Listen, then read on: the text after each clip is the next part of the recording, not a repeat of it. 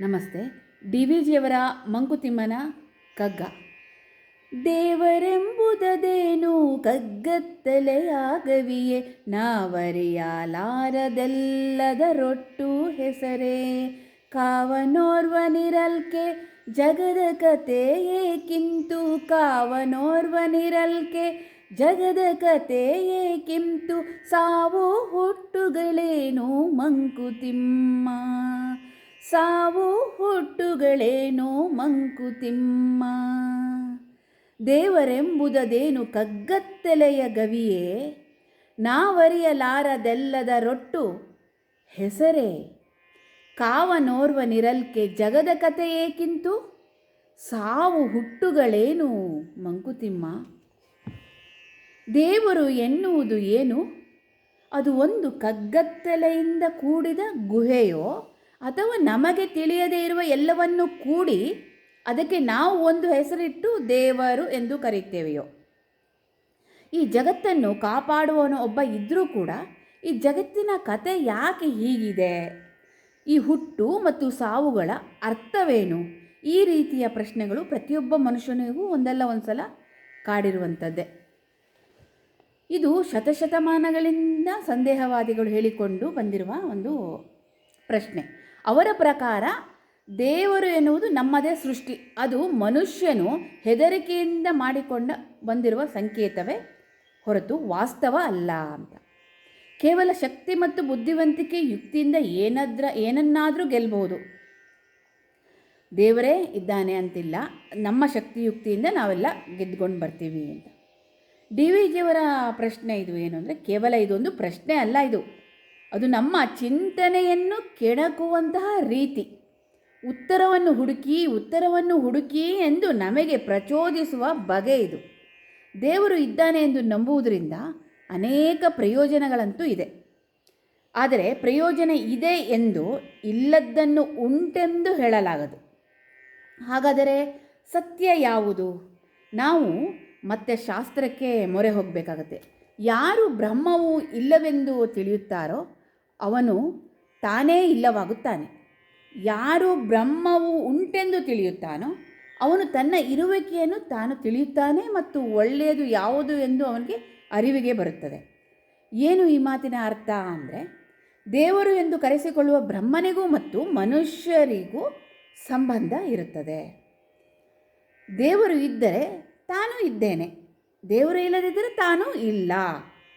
ತಾನು ಇರುವುದು ಅನುಭವಕ್ಕೆ ಬಂದ ಮೇಲೆ ಬ್ರಹ್ಮವೂ ಇದ್ದೇ ಇರಬೇಕಲ್ಲ, ಇದೆಲ್ಲ ಸರಿ.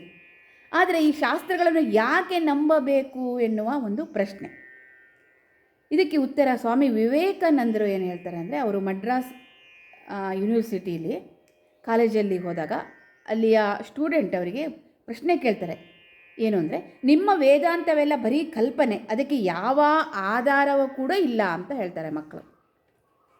ವಿವೇಕಾನಂದರು ಉತ್ತರಿಸ್ತಾರೆ, ನಿಮ್ಮ ವಿಜ್ಞಾನಕ್ಕೆ 3 ಆಧಾರಗಳು. ಒಂದು ಪ್ರಯೋಗ, ಮೊದಲು ಪ್ರಯೋಗದಿಂದ ಪರೀಕ್ಷೆ.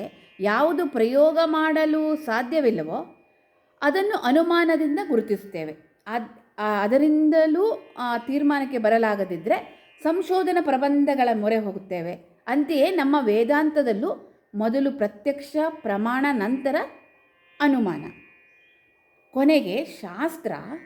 ನಮ್ಮ ಸ್ಮೃತಿ, ಶ್ರುತಿ, ಪುರಾಣಗಳು ನಮ್ಮ ಶಾಸ್ತ್ರಗಳು. ಇವೆಲ್ಲವುಗಳ ಮೂಲಕ ನಮ್ಮ ಒಂದು ನಂಬಿಕೆ ಅಂತ. ಬದುಕಿನಲ್ಲಿ ಅದರಲ್ಲೂ ಸಹಾಯಕತೆ ಎದ್ದು ನಿಂತಾಗ ಅಥವಾ ಸೋತಾಗ ಅಥವಾ ಕಷ್ಟ ಬಂದಾಗ ಮನಸ್ಸಿಗೆ ಇಂತಹ ಅನೇಕ ಪ್ರಶ್ನೆಗಳು ಬರುವುದು ಸಹಜ.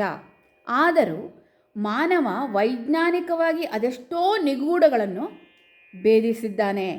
ಸಾಕಷ್ಟು ಪ್ರಶ್ನೆಗಳಿಗೆ ಅವನೇ ಉತ್ತರವನ್ನು ಕಂಡುಕೊಂಡಿದ್ದಾನೆ.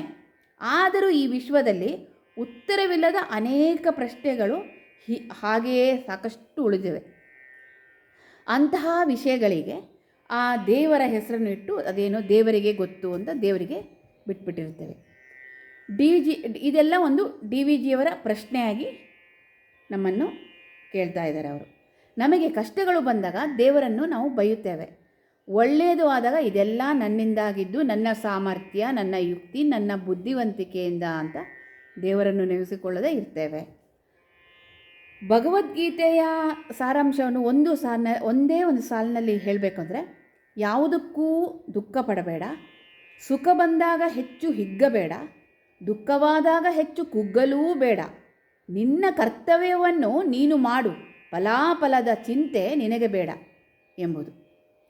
ನಮ್ಮನ್ನೆಲ್ಲ ಕಾಪಾಡುವವನು ಇದ್ದರೂ ಕೂಡ ಈ ಜಗತ್ತಿನ ಕತೆ ಯಾಕೆ ಹೀಗೆ, ಯಾಕೆ ಈ ಸಾವು ನೋವುಗಳು ಎನ್ನುವ ಪ್ರಶ್ನೆಗಳು ನಮ್ಮನ್ನು ಕಾಡುತ್ತಾ ಇರುತ್ತವೆ.